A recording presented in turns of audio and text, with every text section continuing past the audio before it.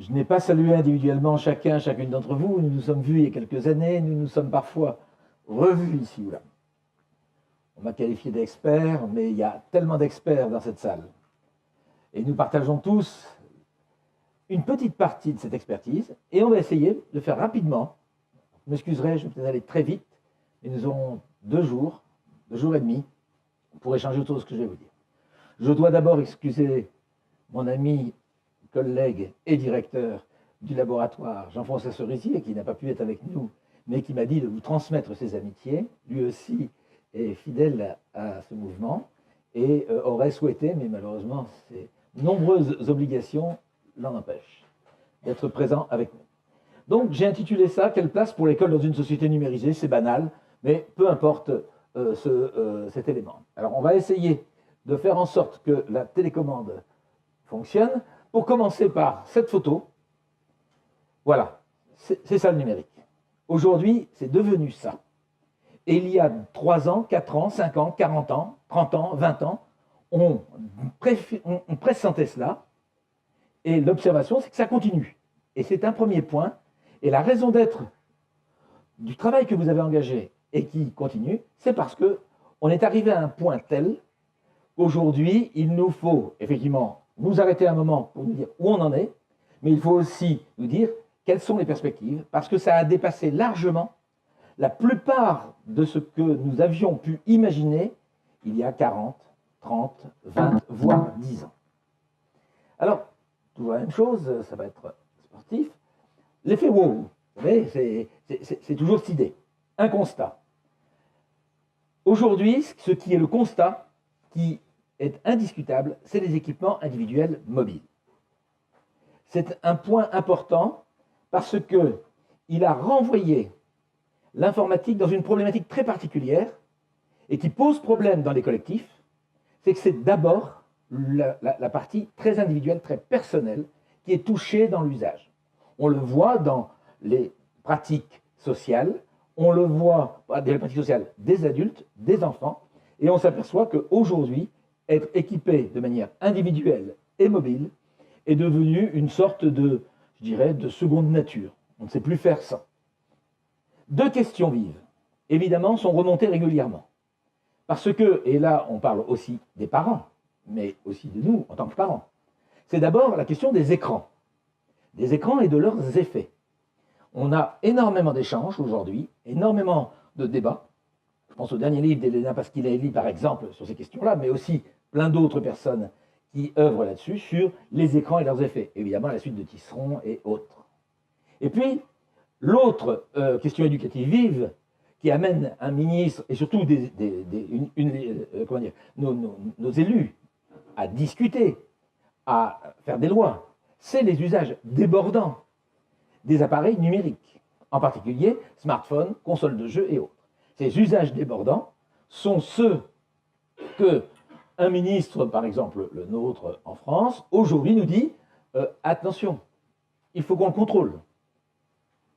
Et comment? N'oublions pas que le texte de loi qui a été élaboré, qui a été très fortement discuté par les élus, donne en même temps une idée de limitation, d'encadrement, d'interdiction, mais en même temps, il fournit aussi un cadre sécurisant. Et c'est ce paradoxe qui est peu connu, qui mérite d'être aussi observé quand on analyse les textes. Des interrogations. Il y a des interrogations qui traversent les adultes, qui traversent les parents, qui nous traversent tous. D'abord, la question des dépendances, des addictions, des passions, mais pour réutiliser ce texte, cette expression qui a été fournie par pas un chercheur, mais c'est un expert américain, c'est la question des commodités. C'est commode. Pourquoi nous adoptons ces technologies? Parce qu'elles sont commodes. Et nous les adoptons jusqu'à l'addiction dans certains cas. Et c'est bien là que ça pose problème. Autre interrogation qui touche beaucoup de responsables et qui nous remonte régulièrement et qui est récurrente, c'est la question des ondes électromagnétiques. Des ondes électromagnétiques, c'est-à-dire cette diffusion massive, nous en avons partout. Et j'ai mis loin mon téléphone parce que ça pouvait interférer avec notre voix. Autre interrogation, la mise en réseau. Les limites de l'établissement scolaire ne sont plus les limites physiques, elles sont des limites que chacun peut se donner ou pas en lien avec les appareils qu'il utilise. Dans un établissement scolaire de la banlieue parisienne, un matin, malheureusement, un plafond tombe entre 9h30 et 10h pendant que les élèves sont en cours. À 10h30, le chef d'établissement reçoit un coup de téléphone, TF1, il paraît qu'un les limites étaient tombées. Un élève avait téléphoné sur la ligne rouge, soit d'Europe 1, soit de TF1, et hop, c'était immédiat. C'est-à-dire que ça, c'est l'exemple de la mise en réseau, mais il y en a plein d'autres. Et puis, vous l'avez évoqué, la fameuse exclusion sociale et l'électronisme. Peut-être ne sommes-nous pas concernés directement selon le type d'élèves que nous avons, selon les niveaux d'enseignement que nous avons. Mais c'est un fait social important qui a été réévoqué récemment et que j'ai eu l'occasion, moi, de travailler, par exemple, avec l'Agence nationale de lutte contre l'illettrisme, qui se trouve, elle aussi, saisie de cette question-là. Alors, nous sommes, excusez-moi, j'étais un peu vite, c'est la phase d'atterrissage. Nous sommes en phase d'atterrissage parce qu'en même temps, on s'aperçoit qu'après un très fort engouement, de très forts questionnements, il y a quand même une tentative, je dirais, une impression de stabilisation d'un certain nombre de choses. De quoi? D'abord, il y a une contestation des promesses pédagogiques, et vous allez voir pourquoi je dis cela, du numérique. On a un débat en ce moment sur la définition. C'est quoi un usage pédagogique du numérique? Il y a des gens qui disent il n'y a pas d'usage pédagogique du numérique. Il y a des usages du numérique, mais pas d'usage pédagogique. C'est quoi? La deuxième chose, il y a la contestation d'un certain nombre de mythes dans l'ouvrage d'Amadieu et de Tricot, qui met en cause, qui pose la question de 8 choses qu'on énonce sur la motivation et autres, et qu'il faut discuter. Et ce qui est intéressant, c'est que contrairement à ce que beaucoup de gens ont cru, Amadieu et Tricot n'ont pas dit ce sont des mythes, il a dit il faut les interroger. Et d'ailleurs, dans les travaux, aussi bien sur le numérique que sur l'innovation, les conclusions sont c'est pas aussi simple que cela, c'est un mythe ou c'est une réalité, c'est que c'est entre les deux à chaque fois. Mais que c'est entre les deux selon les contextes dans lesquels c'est mis en œuvre. Et puis, il y a une question qui est apparue très récemment dans un texte que j'ai reçu très récemment de Karsenty, qui est notre collègue québécois, qui est hyper publiant, comme on dit, mais il a un très gros laboratoire avec à peu près 32 personnes dedans. On s'est rencontrés il n'y a pas longtemps, il nous a expliqué comment ça fonctionnait. Et c'est la question qu'il évoque dans son dernier rapport sur la charge de travail des enseignants. C'est qu'est-ce que le numérique fait à la charge des charges de travail des enseignants. Une critique aussi de l'approche par les usages du quotidien. J'ai été dans les coursives du ministère lorsque le brevet informatique Internet a été conçu en 2000. Et je me souviens très bien de débats que nous avons eus à la suite de ce brevet informatique et Internet avec des collègues qui nous ont dit « oui, mais enfin… » Et comme me l'a répété l'autre jour une collègue qui est enseignante à l'INRIA, elle me dit « mais enfin, enseigner le traitement de texte, c'est pas faire de l'informatique, ça. » Ah. Elle dit « donc ça ne devrait pas être mis dans le numérique, dans l'informatique, c'est autre chose. » Tiens, c'est quand même inquiétant, pourtant c'est bien un ordinateur qu'on utilise. C'est un ordinateur qui a quand même des spécificités. C'est des logiciels qui ont des affordances, des contraintes. Discussion. Et puis, quand on critique l'approche par les usages du quotidien, c'est la fameuse critique, de toute façon, les élèves, ils ne maîtrisent pas. Alors, depuis le début, moi j'ai fait des enquêtes auprès des élèves là-dessus pour savoir réellement, mais qu'est-ce qu'ils savent réellement? En fait, il y a un problème dans le monde scolaire. C'est qu'on essaye de définir, nous, une sorte de cadre de compétences, on appelle ça souvent un référentiel. Alors on le fabrique, on est tous entre adultes, on se met autour d'une table, on fabrique un beau référentiel. J'y ai participé au B2I aussi. Je me souviens en particulier au B2I lycée, on y avait travaillé dans les bureaux du ministère. Et on avait fait un beau référentiel de compétences. Et puis en face de nous, on avait des élèves qui arrivaient et qui faisaient plein de choses, ou pas du tout. Et là, mon collègue Éric Brouillard me dit « mais non, mais ils ne maîtrisent rien, il faut qu'on leur apprenne tous. Regarde, le tableur. » Alors, ça m'a amené à réfléchir à une question, c'est comment formuler les choses. Les jeunes développent des habiletés d'usage, donc des habiletés en contexte. Mais ces habiletés, elles ne se transforment pas forcément en compétences scolaires. Parce que le passage, tout comme pour l'enseignant, d'une pratique personnelle à une pratique scolaire n'est pas aussi évident que cela. Parce que cette partie qu'on appelle la transposition didactique dans certains cas est quelque chose de compliqué et parfois quelque chose de refusé même par les élèves. Ils disent « Ah oui, mais ça c'est ce que l'école nous enseigne, moi il y a ce que je fais chez moi ». Et puis, il y a la fameuse fabrication de l'environnement personnel de travail ou environnement personnel d'apprentissage que chacun de nous se fabrique. Et il le fabrique en fonction du contexte dans lequel il est. Donc, on peut critiquer les usages du quotidien, mais ces usages, ils existent, ils construisent des habiletés, ils construisent des pratiques, et ces pratiques, ce sont celles qui en réalité bousculent beaucoup plus nos établissements scolaires que, je dirais, le simple enseignement du numérique que certains rêvent. La montée en puissance de la question de l'information est aussi très importante. Depuis, on va dire, 3 ans, mais ce n'était pas nouveau, mais c'est depuis 3 ans. On a lu aussi le livre sur la rumeur d'Orléans d'Edgar Morin dans le temps. C'était aussi des fausses nouvelles, d'accord? C'était bien la même chose. On sait aussi comment certains utilisaient la propagande. Donc, la question de l'information, sur les fausses informations, sur les fausses vérités qui sont exprimées, est une question qui remonte à la surface en ce moment et qui, elle aussi, nous montre que nous sommes dans une phase d'atterrissage, une phase de redéfinition d'un certain nombre de points. On va le retrouver dans les lignes de force qui se dégagent et avec 2 lignes de force. La première, c'est le retour en force de l'enseignement de l'informatique au lycée, avec la réforme du lycée qui s'annonce. Le deuxième, c'est le questionnement sur la place de l'information et des médias dans la compréhension du monde, l'EMI, éducation aux médias et l'information, dont l'expression, dont l'intitulé, moi, me pose question, mais c'est le problème aussi de l'histoire du Clémy et de ses difficultés. Enfin bref, c'est l'histoire française. On ne se pose pas la même question, de la même façon dans les autres pays. D'autres éléments sont en développement. Alors, là, je m'appuie aussi sur les écrits du ministre. Je m'appuie aussi sur des travaux auxquels on essaye de participer ici ou là. L'évaluation assistée par ordinateur, le suivi des élèves et l'intelligence artificielle. On pourra en reparler. Et puis, il y a l'orientation et le suivi individualisé des élèves aussi, parfois même avec l'intelligence artificielle. Donc, on a là des éléments qui se développent. Et puis, il y a les confirmations. On avait le B2I, maintenant, on va avoir le PIX.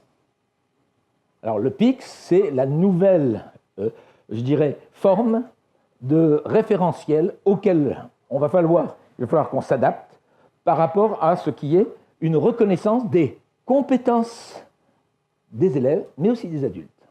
Et puis, il y a aussi la confirmation de la nécessité constante de la formation des enseignants, et vous allez comprendre pourquoi après. Alors, quelques éléments de recherche, et pour le faire, je vous montre 2 lieux, parce qu'on a parlé des locaux tout à l'heure. Il s'agit du Rolex Learning Center, et il s'agit aussi de l'Iliade ici. L'Iliade, c'est l'équivalent du Rolex à Lille. À Lille 1, maintenant c'est Lille l'université, et c'est des locaux qui ont été construits spécifiquement pour penser que dans des locaux, il fallait peut-être repenser les espaces pour permettre d'apprendre à l'ère du numérique. C'est ce que, en gros, le Conseil régional Nord-Pas-de-Calais, à l'époque et maintenant Hauts-de-France, a accompagné depuis 2006-2007 à peu près. Alors, confirmation des écarts dans la recherche. Écart entre équipement et utilisation. Le taux d'équipement n'est pas prédicteur des utilisations en classe.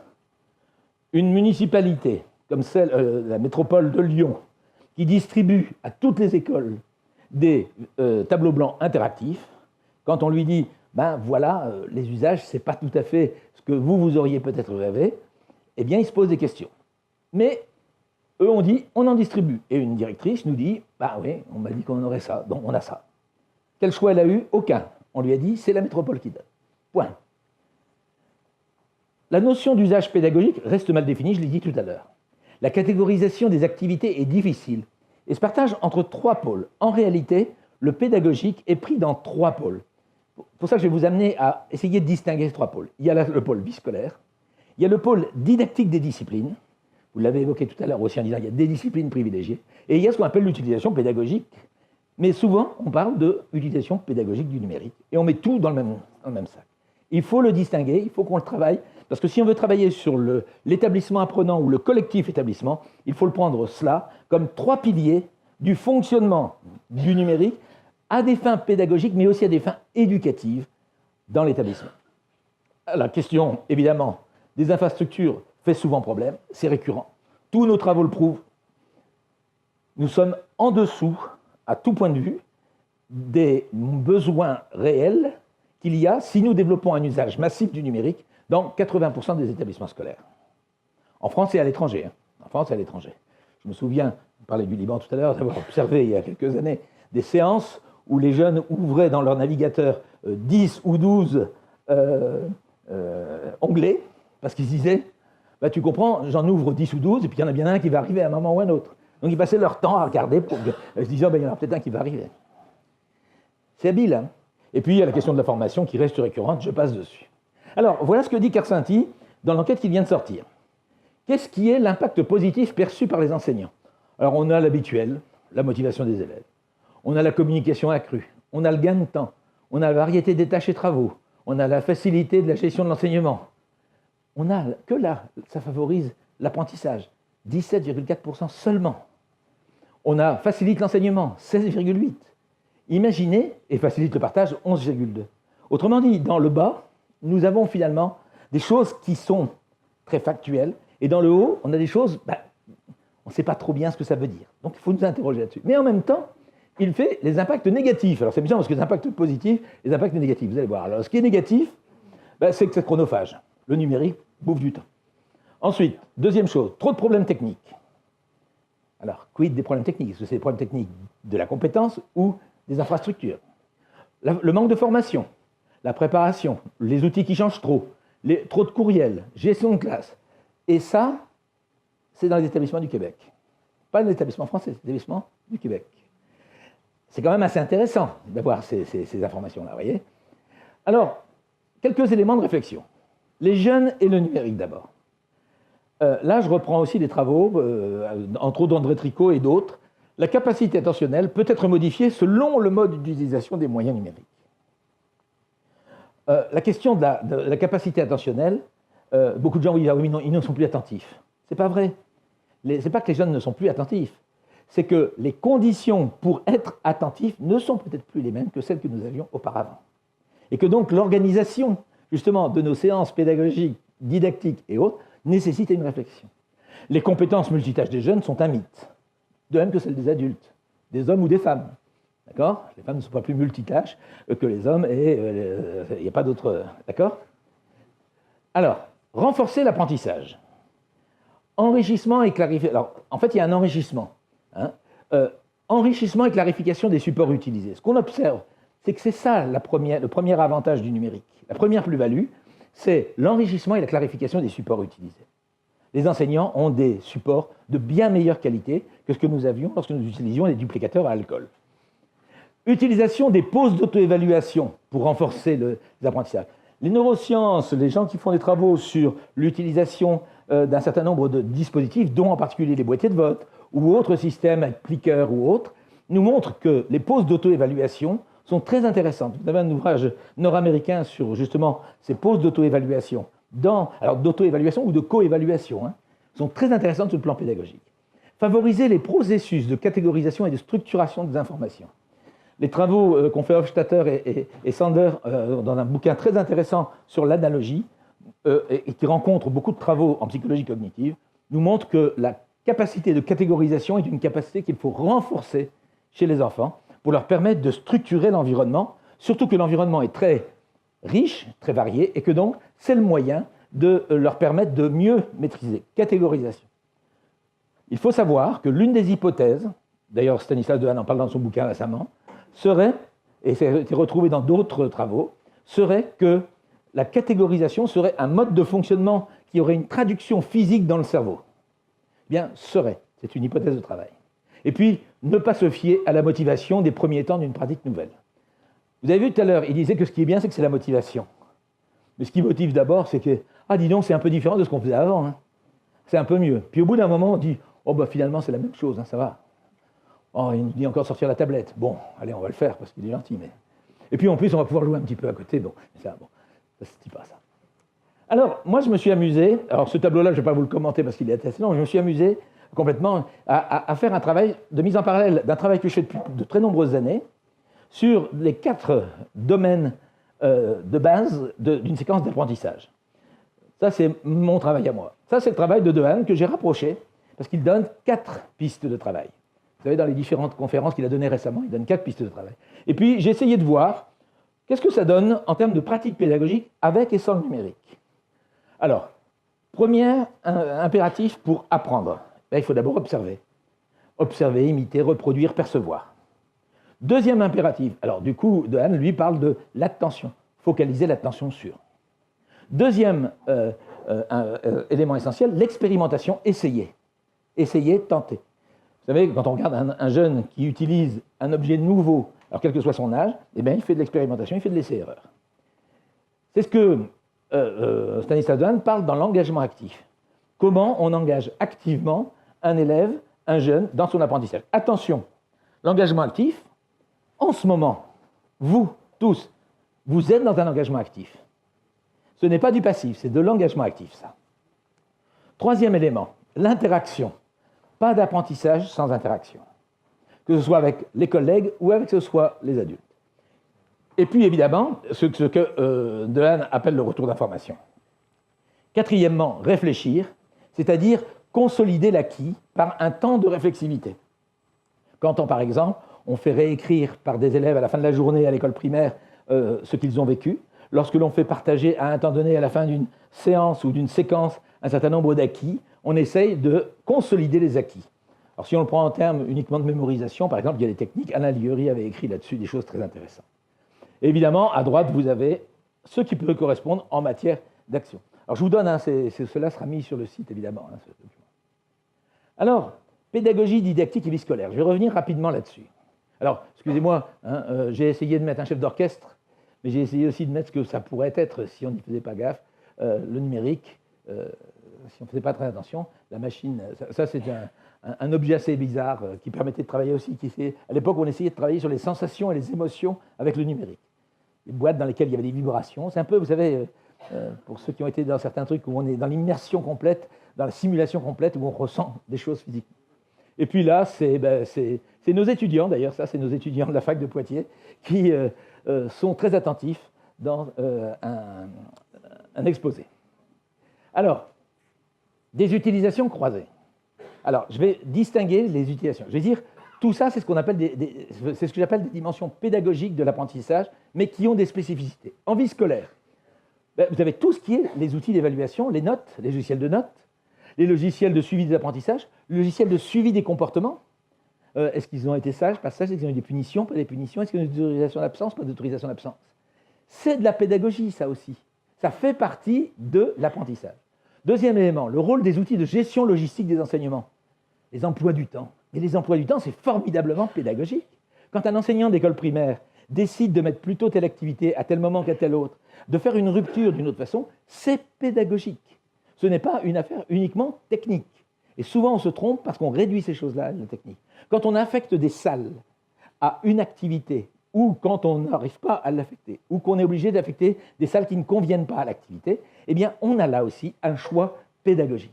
Le chef d'établissement, lorsqu'il se retrouve devant son tableau, parfois très solitaire, en disant à quel enseignant je vais attribuer telle salle, et qu'il a le lobby qui arrive d'un côté, le lobby maths, le lobby sciences, etc., ben, il faut qu'il trouve. Et puis, il y a un objet un peu symbolique dans l'enseignement, qui s'appelle, dans l'enseignement français, qui est le cahier de texte numérique.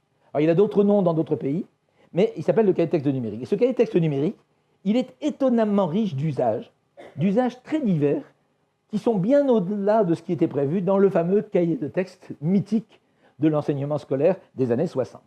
Et ça, il ne faut pas non plus le négliger. Il y a des gens qui font de la classe inversée rien qu'avec le cahier de texte numérique. Parce que, finalement, c'est le meilleur outil, et ils savent qu'il fonctionne très bien avec les élèves. On va faire un autre machin. Non, ils vont l'utiliser. Pourquoi? Parce que dans le cahier de texte numérique, je peux joindre des pièces, je peux leur donner des liens, je leur donne des liens sur une ressource que j'ai stockée quelque part. Bref, c'est un objet qui a été détourné, dans un certain nombre de cas, pour des usages pédagogiques qui n'étaient pas prévus dans le texte officiel du cahier de texte numérique. Et puis, il y a évidemment le deuxième point qu'on oublie trop souvent, c'est les didactiques des disciplines. Et on parle toujours de pédagogie numérique. En fait, c'est la didactique.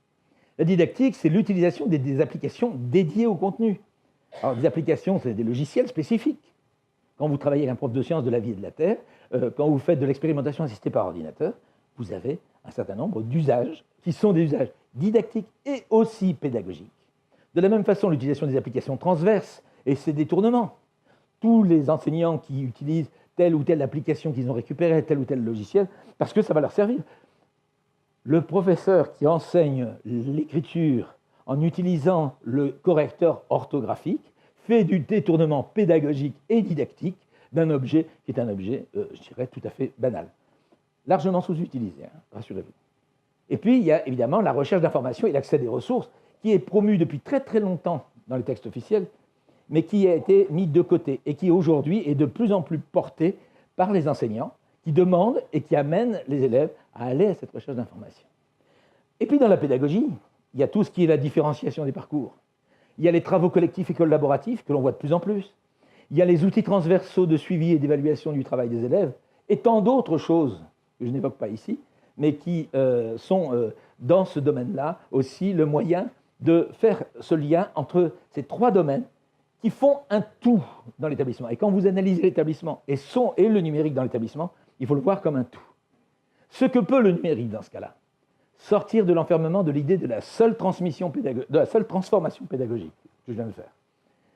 Penser les évolutions comme un système numérique englobant, basé sur des composants variés, je viens de vous le montrer, dont les acteurs se saisissent pour leurs activités, eh bien, ils les détournent dans certains cas, et qui finalement visent à améliorer les apprentissages. Parce que la capacité d'un enseignant, ce qu'on appelle la liberté pédagogique, c'est la capacité qu'a chaque enseignant à utiliser des ressources nouvelles pour lui, pour résoudre des problèmes qu'il rencontre au quotidien, dans les difficultés qu'ont ses élèves pour apprendre. Les vraies plus-values du numérique en éducation ne sont pas strictement pédagogiques. Le numérique facilite aussi l'organisation des enseignements. Il facilite le suivi des élèves et de leurs apprentissages. Il permet aussi l'accès à des apprentissages inaccessibles sans le numérique. Donc, il faut prendre en compte tout cela. Alors, de l'avenir et des finalités, et je terminerai là-dessus, et j'ai repris ce poster qui m'a été fourni par justement l'Agence nationale de lutte contre l'illettrisme et qui nous dit « En France, 2,5 millions de personnes ne peuvent pas se servir de cette machine. » D'accord? Et c'est un distributeur de billets. OK? C'est énorme, c'est énorme. Ce qui se développe, renforcement des équipements individuels mobiles, donc je vais faire une synthèse, accompagner techniquement et encadrer les usages. La question que nous avons, nous, à nous poser aujourd'hui, c'est comment on accompagne les usages, comment on les encadre. Alors ça a plein de conséquences très compliquées. Amélioration continue des supports et outils pour accompagner les apprentissages, favoriser l'accès aux ressources et aux logiciels disponibles. Donc là, le chef d'établissement, le responsable éducatif doit réfléchir à quelles ressources, comment on y accède, quelles facilités il y a. Intégration de la puissance de l'intelligence artificielle dans certaines catégories d'activités. Alors ça, c'est une nouveauté, mais c'est en même temps pas une nouveauté. Je ne rentrerai pas dans le détail, on pourra en rediscuter à travers les différentes rencontres que nous aurons, informelles et formelles. Mener une veille prospective sur le pouvoir de prescription des services proposés et qui s'appuie sur l'intelligence artificielle. Intelligence artificielle au service de l'orientation, intelligence artificielle au service de ce qu'on appelle l'adaptive learning, intelligence artificielle au service de l'orientation, etc., etc. On en met à toutes les sauces, sauf en rarement disant exactement de quoi on fait, de quoi il s'agit. Engager des réflexions sur les données. Là, je rejoins ce que un des premiers propos du ministre dans son discours de Ludovia, c'est engager des réflexions sur les données. Mais c'est à notre niveau que ça se fait, ce n'est pas au niveau d'un ministère qui va dire voilà, ben, on va encadrer comme ça, on va bloquer tout. Non, c'est au niveau de nos activités. C'est quoi les données dans un établissement scolaire? Comment on les collecte? Comment on les utilise? Comment on contrôle ces données? Comment on les stocke? Il y a eu un règlement qui a été promu par l'Europe sur ces données. Comment nous le prenons en compte? Au moins au niveau de l'esprit. Des finalités. Ne pas abandonner les jeunes aux puissances des technologies, qu'elles soient économiques, techniques, ludiques ou autres. Deuxième chose, aider les jeunes à situer ces fameux enjeux économiques et humains. Troisième élément, penser en équipe les dimensions positives et négatives des technologies, des sciences et de leur développement. Je renvoie à un grand nombre de travaux de philosophes des sciences qui vont de Jacques Ellul à Hartmut Rosa, entre autres, qui nous interrogent sur les finalités du progrès technologique et scientifique actuellement. Ce n'est pas une sorte de fuite en avant que nous faisons et sans aucun contrôle.